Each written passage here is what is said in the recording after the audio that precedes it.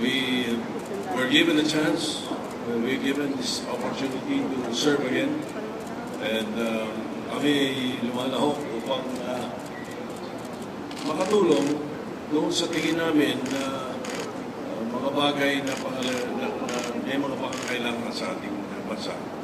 Siguro, if my colleagues will allow me, medyo magtitig na muna.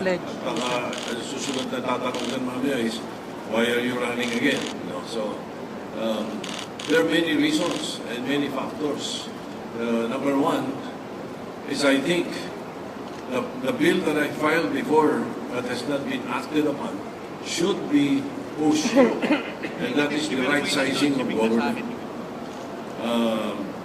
60+% of the budget of government every year, more than 6 trillion, goes to personal services. And a big chunk also of the 40% left goes to that servicing. So almost nothing is left to be given and distributed to our people. So right sizing the government really is a very important thing that we should do. And then I would again push for a law that will outlaw fake news. The fake contents also.